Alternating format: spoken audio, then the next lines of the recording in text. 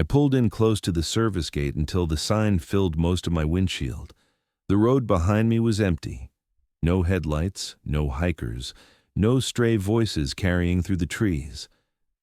Just a narrow strip of pavement, a chain-link fence line, and black pines packed tight on both sides like they were trying to crowd the road shut. The sign was mounted on 2 metal posts and wrapped in a clear plastic shield that caught my headlights and threw them back at me in a flat glare. It looked new enough to still feel out of place, like something that belonged in a parking garage, not out here where the dark had weight.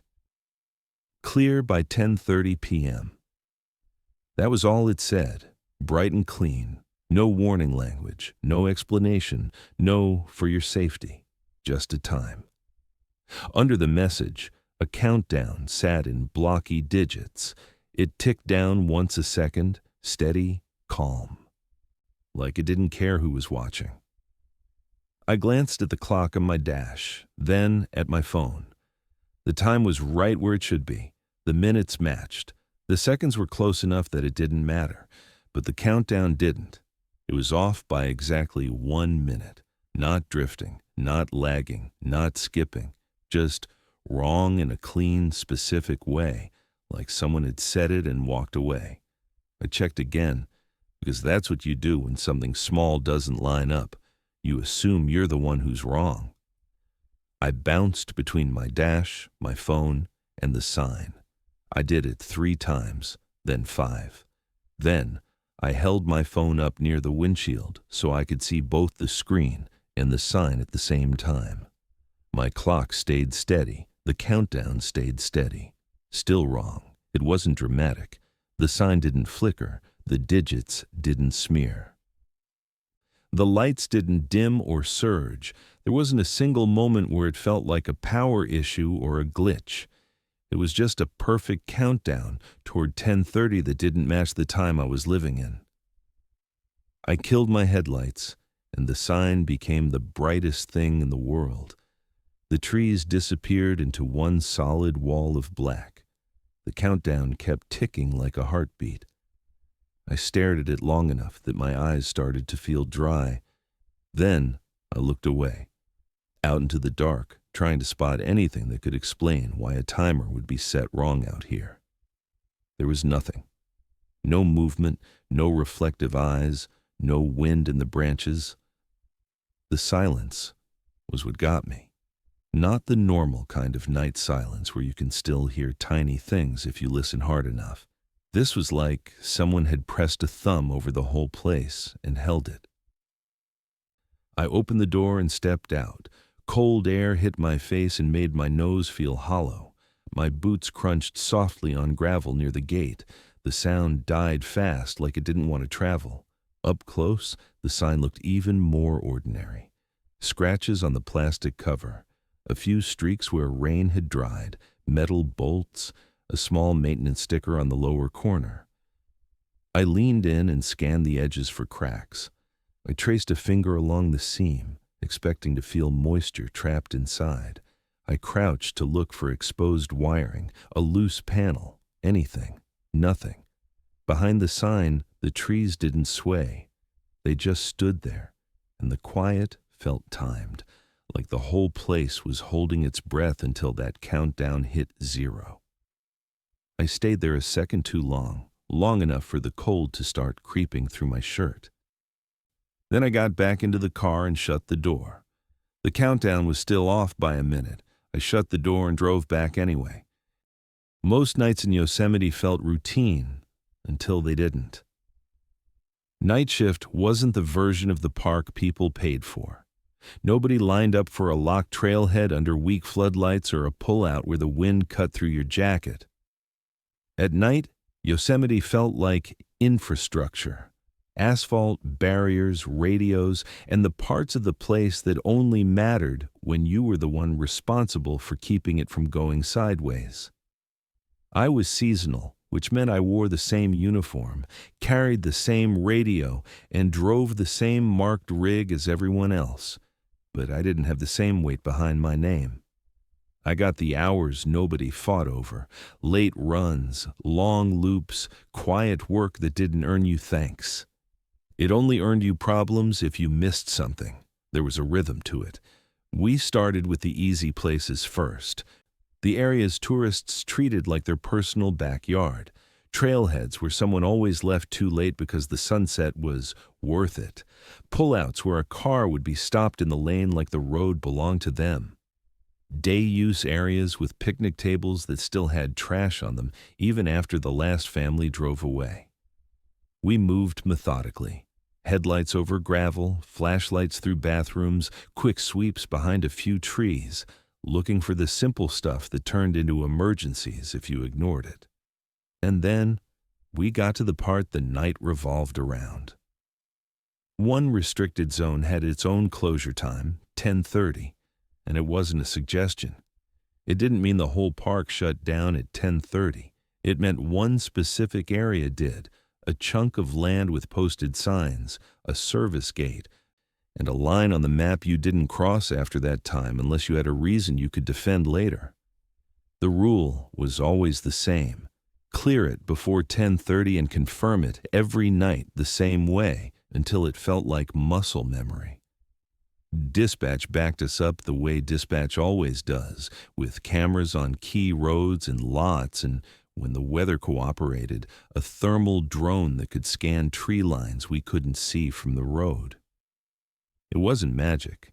It was just another tool that helped you catch the one hiker who thought a headlamp made rules optional.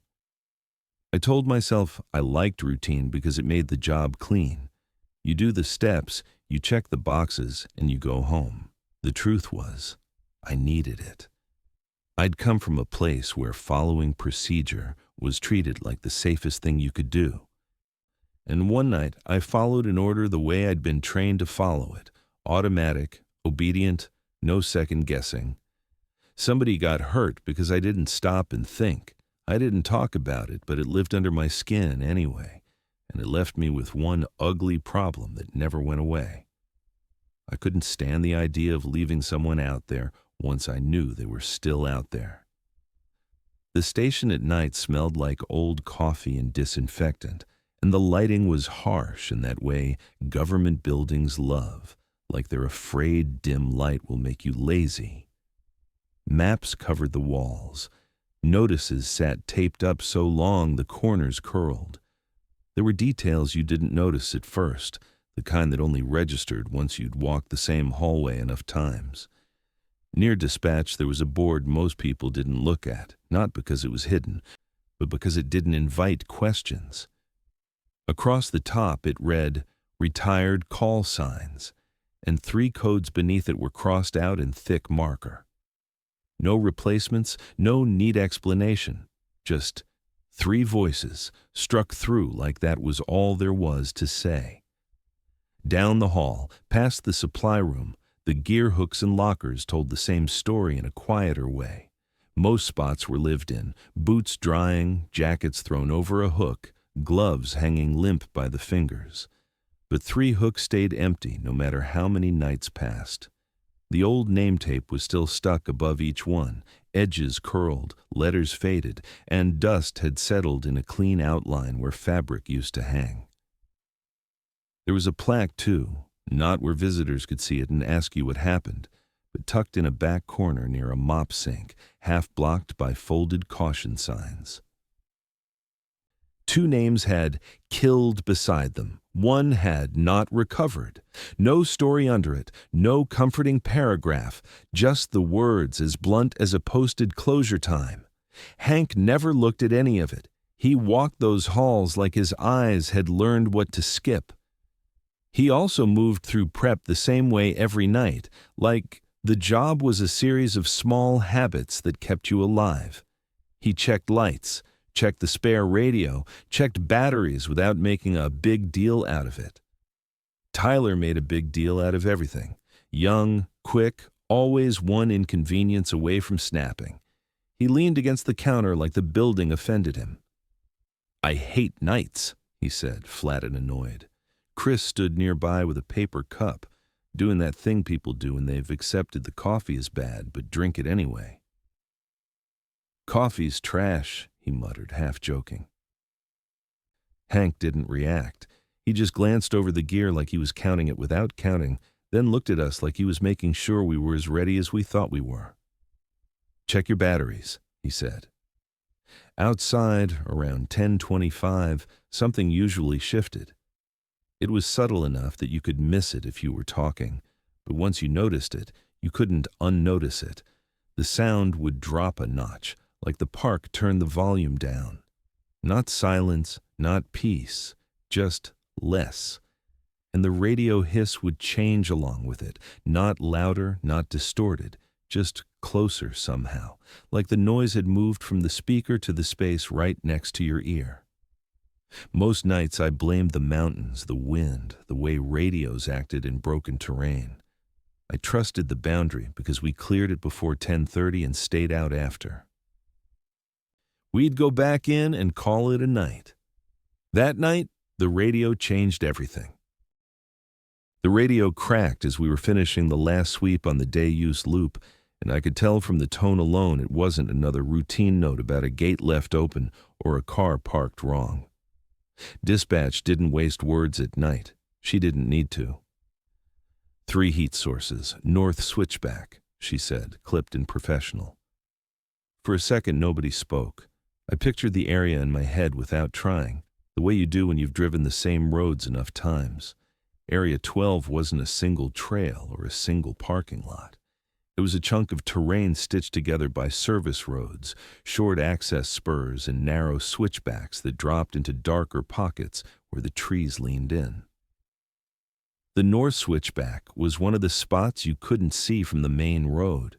If someone slipped off trail there, you wouldn't know it from a quick drive-by. Hank was already moving.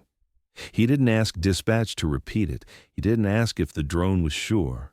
He just turned toward the rigs like the message was a weather report and we were going to work in it anyway. Tyler muttered something under his breath and grabbed his jacket.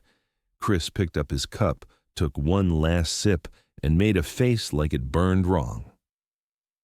We rolled out in 2 vehicles, lights low, radios up. The park looked the same as it always did in the beams, pale asphalt, white reflective markers, the occasional sign that caught a headlight and flashed back at you like an eye.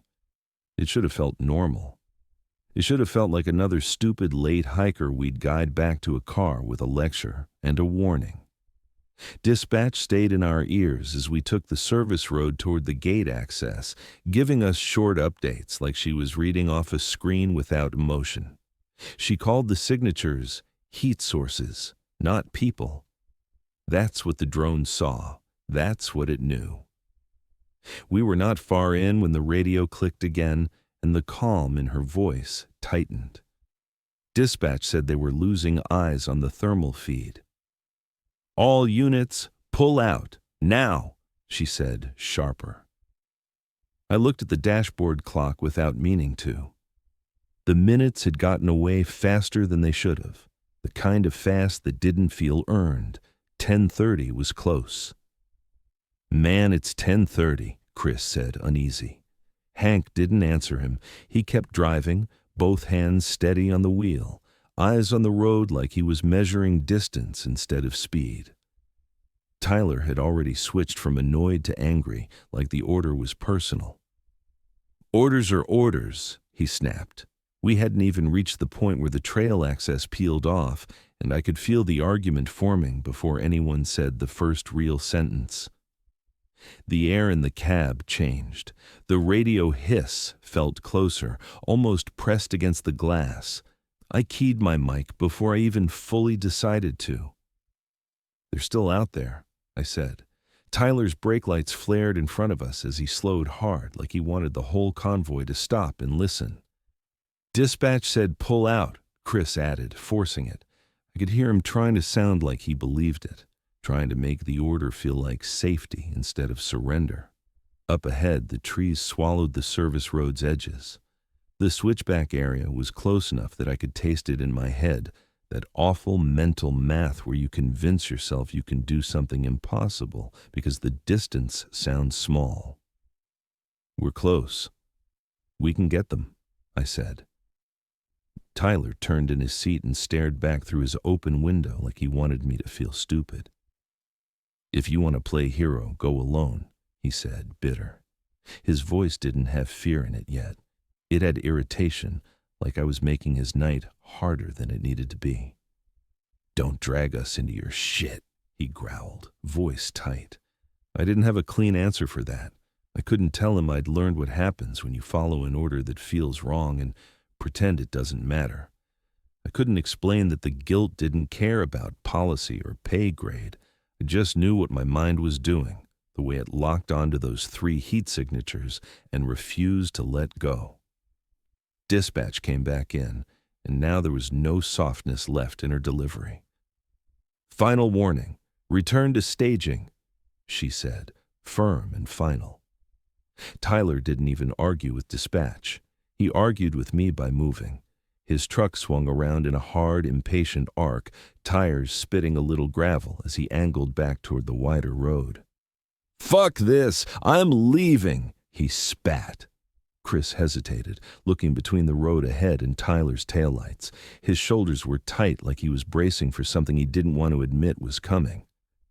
"Man, it's 10:30, Chris said again, like repeating it could make it less true. Then he followed Tyler. Their rigs pulled away together, red lights shrinking as they headed back toward staging, toward the safe edge of the rule where you could still pretend the park was just a park. Hank didn't chase them. He didn't insult them. He didn't tell them they were cowards. He just watched their lights disappear, then reached down and turned his own cabin light off completely so the inside of our truck went dark. The radio hissed, then thinned, then hissed again. I waited for dispatch to keep talking, to tell us we were about to get written up, to tell us we were out of our minds. Instead, there was a pause, like she was listening to something else, something that wasn't our voices. Then she spoke again, and the words she chose were the kind that made my stomach go cold because they weren't supposed to happen. The drone's picture had shifted, not smoothly, not like a camera panning, but like someone had cut to a different frame. For a moment, the drone had shown 3 heat sources. Then it had shown 4. Then it had shown 3 again. Not because someone left, not because someone arrived, because the shapes rearranged themselves faster than a person could move through that terrain, like the drone couldn't decide what it was looking at, or like what it was looking at didn't hold still long enough to be counted. I told myself it was interference. I told myself it was wind. I told myself the drone was picking up rocks that had held heat from the day, and a deer moving through brush and a technical glitch that would make sense in daylight. Nothing about it felt like daylight. Hank didn't look at me when he spoke. He stared out at the road ahead, at the dark mouth of the access spur, and his voice stayed low enough that it didn't feel like he was arguing with dispatch anymore. It felt like he was talking to the park. "Keep your light low," he said quietly, like a warning. I swallowed and nodded even though he wasn't watching, then reached down and dimmed my dash lights, like making the truck darker could make the next few minutes less real. We turned off the main road and headed toward the north switchback anyway. The service road tightened into a corridor of trees as Hank drove us deeper, and the headlights felt smaller than they should have. I kept glancing at the dash clock without wanting to, as if looking away could buy time. When the minutes rolled into 10:30, nothing dramatic happened. No bang, no gust. The change was quieter, and it made my stomach drop because quiet changes are harder to argue with. The radio stopped sounding like a radio. The hiss thinned until it was almost nothing, then came back wrong, like it wasn't coming through the speaker anymore, but from the air right beside my ear. I keyed up once out of habit and got no tone back, no confirmation, nothing. The forest changed with it. Sound didn't vanish, but it got muffled, like somebody packed the whole night in cotton. Our truck door shut with a dull thump that didn't travel. Gravel under my boots made a crunch that died close to my feet. Even my breathing sounded trapped in my own head. Hank killed the engine at a turnout below the north switchback, and we stepped out into air that felt colder than it should have. I kept my light low, angled at the ground, enough to see rocks and roots, but not enough to paint the trees. We didn't have to search long. A weak headlamp beam drifted through brush ahead, then stopped, and three shapes stepped into the edge of my light like they'd been waiting for it. They didn't notice the truck until my light found them. Jordan appeared in my beam and bent over like he might throw up, chest pumping. Connor stood upright beside him, jaw locked, trying to look mad instead of scared. Travis kept looking over his shoulder, like something had followed them to the edge of the light. "We got turned around," Jordan said, breathless. "Lights down, stay close," I said, urgent but controlled. Connor hesitated, then lowered his light with a sharp, annoyed motion. "We didn't see the sign," Connor said. Travis's hands shook as he dimmed his beam, and the second it dropped, the dark felt closer. "We thought we had time," Travis said, panicking. I pulled them in tight with one hand, close enough that if anyone stumbled, I'd feel it. I kept the beam aimed at the trail in the ground, not the trees. Hank slid behind us without a word, taking the rear like it was automatic. He didn't scan ahead. He watched the edge of the light, the exact line where the beam stopped and the woods began. We moved out at a pace that felt wrong for panic. Every muscle in those three guys wanted to sprint. I could see it in their shoulders and their feet, the way they kept loading their weight like runners on a starting line. I kept them slow anyway. After a minute, my flashlight didn't behave right. The center stayed bright enough, but the edges looked thin, like the light was being shaved down, not flickering, not fading, just clipped, like the darkness didn't want it spilling any farther than necessary. Then the footsteps started. Not ours. No crunch of gravel, no snap of twigs, just soft weight moving outside the beam, circling, keeping pace. When we slowed, it slowed. When we stopped, it stopped. It never stepped into the light. Connor made a small noise in his throat, a sound like he was about to ask a question and decided not to. Jordan's breathing grew louder in the muffled air. Travis kept turning his head as if he could catch a glimpse of whatever was moving with us. That was when I heard my name. It wasn't clear. It wasn't loud. It was the shape of it, coming from the dark to my left, beyond the beam, like someone started to say it and swallowed the rest. My body leaned toward it before my brain caught up. Hank's hand closed on my sleeve. "Don't answer," he said. I forced my eyes down and kept walking. The trail pinched and then dropped into a steep cut. A ravine fell away into a darker pocket of trees, and below it I could see a line of small reflective tags marking a service route. If we could get down there, we could follow the markers out without guessing. In daylight, it was a controlled scramble. Right now, it was a trap. Loose dirt, rock, roots. One bad step and someone would slide. Hank pulled a rope from his pack and moved to a thick pine near the lip. He wrapped it fast and tied off with a knot that looked too clean for this kind of night. He tested it once, hard, then fed the line down. As it slid through his hands, I noticed 3 simple knots spaced along the length, like markers you were meant to reach one by one. Jordan went first. I kept my beam on his hands and feet while he lowered himself down in short, careful moves. He reached a ledge and looked up, face pale. Connor went next, jaw clenched, still wearing that stubborn anger-like armor. He got down and clung to the rope like it was the only solid thing left. Travis stepped up last. He stared into the ravine like it could stare back. He started down. For a few seconds, it felt like the forest had backed off. The circling footsteps stayed wide. The edge of my beam looked normal again. The air felt less crowded. Then the rope shifted sideways, not a bounce from Travis's weight, a sharp tug angled toward the trees. Hank braced and wrapped the line once around his forearm to keep it steady. The tug came again, harder, and the rope snapped taut against the bark with a dry squeal. Hank leaned back and took the load. "Hold the line," he barked. I grabbed the rope above the anchor point, palms burning as the fibers bit in. The pull increased in steps. Tight. Pause. Tighter. Pause. Like something was testing us. Travis swung sideways, his headlamp beam skidding across dirt and roots. His hands scrambled for purchase. Then the rope jerked and he was yanked off axis so fast his light flashed once and vanished outside the beam. Travis disappeared into the dark. There was a short impact sound from below and to the left, dull and heavy. Then nothing. No yelling, no sliding.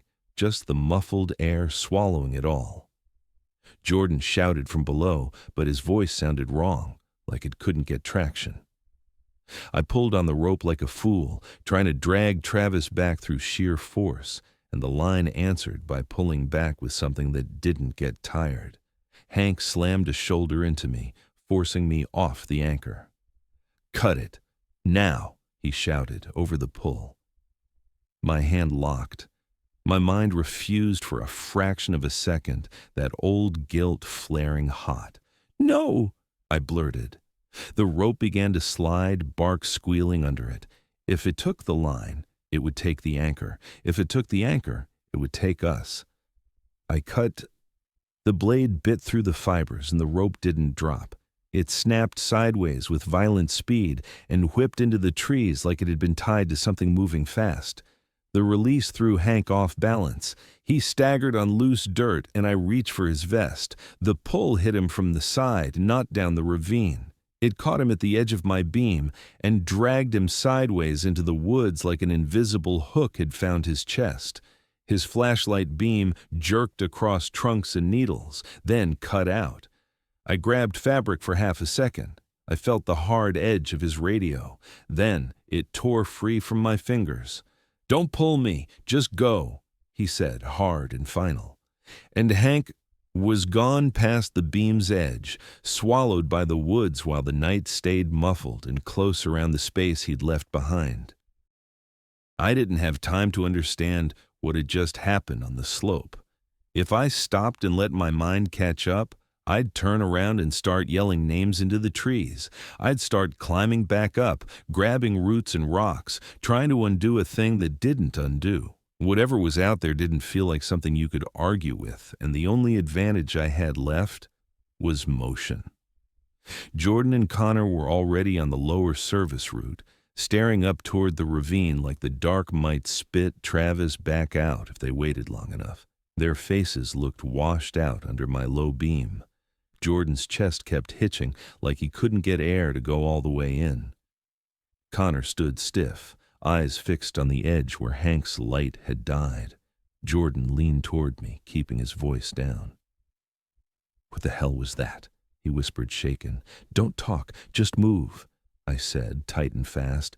It came out harsher than I meant, but the moment Jordan spoke, the air felt tighter, like the night noticed sound.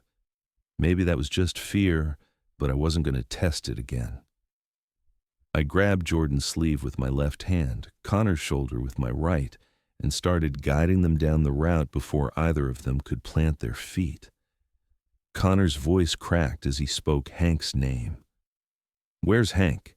he asked, voice cracking. "Keep going," I said. The service markers were right in front of us, spaced out along the rough road like a cheap runway. Small, reflective tags nailed to posts, blinking when my light caught them. They were meant for staff, not tourists. Right now, they were the only straight line I trusted. Every part of them wanted to sprint, and my legs wanted it too. Running felt like an answer, but the rope had taught me something already. The pull had escalated in clean steps like it got stronger the moment we fought it. When I'd lifted my beam, the edges had looked thin, like bright spill drew attention. I didn't know what it was, but I'd watched it react, so I forced a pace that felt wrong for panic. I kept my beam low, pointed at dirt, and the next reflective tag. I counted steps between posts like it was a drill. No sudden changes, no scanning the trees, no big swings of light. The night stayed muffled. Our boots scuffed gravel, and the sound died close. Jordan's breathing sounded loud, then suddenly too quiet. Connor kept swallowing, trying to hold himself together. The footsteps were still out there, not clear enough to swear to, but present like pressure at the edge of my hearing. When we moved, it moved. When we slowed, it slowed. It never entered the beam. It stayed just outside the place where my light still felt like mine. I tried the radio again without speaking into it, just a quick key and release, hoping for the smallest tone back. The tiniest sign dispatch was still there. Nothing. The silence on the channel felt thicker than the muffled air. If anyone was watching a screen, I couldn't rely on it, and that made the markers feel like the only thing real. Jordan kept twisting to look back up the slope. Every time he did, his shoulders rose like he was about to bolt, like the only way to fix what happened was to rewind it with his feet. I stayed close enough to steer him by touch, because if he ran, he'd turn into a fourth problem I couldn't solve. Connor tried to act tough, but it kept slipping. His anger came out in small jerks, the way he smacked a branch out of his way too hard, or kicked gravel like it had offended him. When he did, the pressure out wide seemed to tighten. It wasn't chasing us from behind. It felt like it was around us, maintaining a circle and waiting for a break in our rhythm. Running wouldn't escape a circle like that. It would just tear it open. I kept my beam low and narrow and treated each reflective tag like a checkpoint.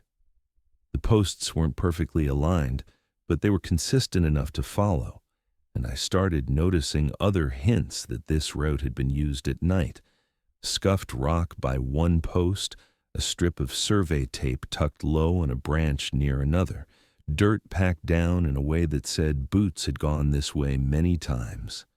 It wasn't a tourist trail, it was a work route, and that meant Hank had walked it with purpose. A sound came from the trees to our right, with the texture of speech. My head turned before I decided to turn it, and I forced it back forward. Hank's grip on my sleeve and his warning snapped into focus. Don't answer. I'd felt the reflex when I heard my name, the pull to respond, to confirm, to make myself reachable.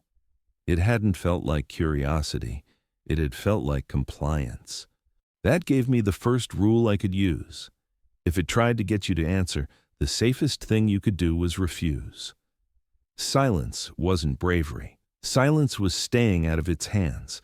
The second rule was in my flashlight. Bright light felt like a flare. Every time my beam climbed, the edges seemed to get shaved down, and the trees looked wrong. When I lowered it again, the pressure eased, so I kept the light low. The third rule came from the rope. 3 simple knots spaced along it, intentional markers. Hank hadn't been improvising. He'd been following a method that existed before this night began. The rope knots kept coming back to me. 3 knots spaced like measured pauses. Hank hadn't marked the line for grip. He'd marked it for pacing, for keeping hands busy so the mind wouldn't sprint. Reach the first knot, hold, breathe. Reach the next, don't rush. Reach the third. It wasn't a trick to beat the ravine. It was a trick to keep fear from turning into movement the woods could use. That dragged up a memory from the station, a laminated memo near the gear room. Clear area. 12 by 10:30. Big letters, no explanation. Hank's signature pressed hard at the bottom. He hadn't been repeating a rumor. He'd made the rule official because it was the only language that stuck. Jordan stumbled, and his breath hitched loud in the muffled air. I steadied him without speaking and kept him moving. Connor edged closer to me on his own, like he didn't trust his feet.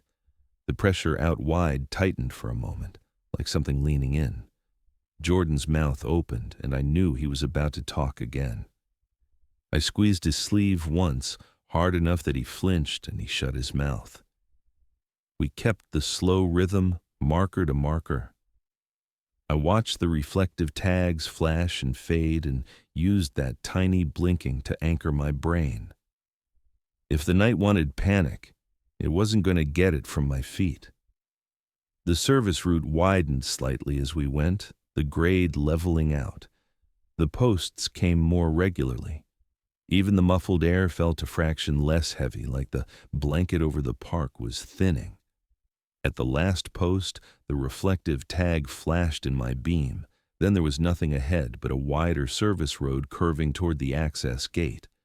The moment we stepped past that final marker, the world snapped back. Wind touched my face, cold and real. Insects started up again. Somewhere far off, a branch creaked, and it sounded normal. My own breathing stopped sounding trapped in my skull. Jordan slowed, stunned. Connor turned his head toward the trees, still braced, but now the trees looked like trees again, separate, ordinary. I didn't stop. I kept my light low and kept them moving, because I didn't trust the boundary to be a line you could lean on. Behind us, the woods stayed dark and quiet, and that quiet felt patient, like it had simply decided not to cross with us. The official report couldn't hold what happened. It had boxes and drop-down menus and language that stayed safe. It wanted distances, times, and outcomes. It didn't want the part where the night went muffled on purpose or the way the rope pulled sideways like the woods had hands. So I wrote what the system could accept. A thermal sighting in a restricted zone, contact made after closure, an emergency descent, a separation, recovery efforts initiated. I used the words that sounded normal. Travis, dead. Hank, not recovered. That last line sat on the page like it belonged there, like it was a routine status update, like it didn't mean a man had been standing beside me one second and gone the next. The next days felt wrong in a quiet way. Everybody talked around it. Tyler and Chris avoided my eyes. They didn't want to be asked why they left. I didn't want to hear myself explain why I stayed. The hikers were processed, statements taken, parents called, forms filed. Search teams went out in daylight and came back with the same empty hands. Hank's hook stayed empty. The call sign board stayed the same. The plaque stayed tucked in its corner like a thing you weren't supposed to notice. Life kept going because it always does. Cars lined up at the entrance. People asked for directions. Someone complained about a fee. The park looked normal in the sun, which almost made it worse. What didn't go back to normal was sound. In quiet moments, everyday noise would drop out for a beat, not silence. Just a small dip, like someone turned the volume down one notch and then back up. The hum of a fridge, the whine of a ceiling fan, the soft rush of tires on pavement. It would flatten for a fraction of a second, and my whole body would lock like it recognized the feeling before my mind did. I started checking clocks without thinking. Phone, dash, wall clock, microwave. Not because I needed the time, because I needed agreement.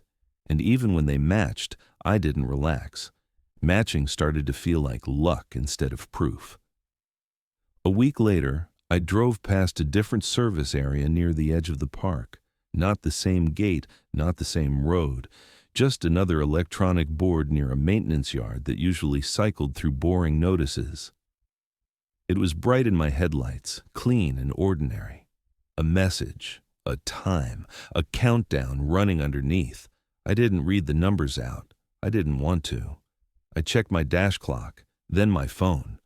The countdown was off by exactly 1 minute, not drifting, not lagging, just wrong in that same neat, specific way. Like it wasn't an error, like it was a signature someone had learned how to leave. I slowed without meaning to, then stopped. My hands stayed on the wheel. I told myself to get out and look for a loose panel or a bad connection. I told myself I was tired. I told myself 100 normal things. I couldn't move. The air inside the cab felt thicker, and for a beat the sound of my own engine seemed to dull, like the night was laying that blanket over everything again.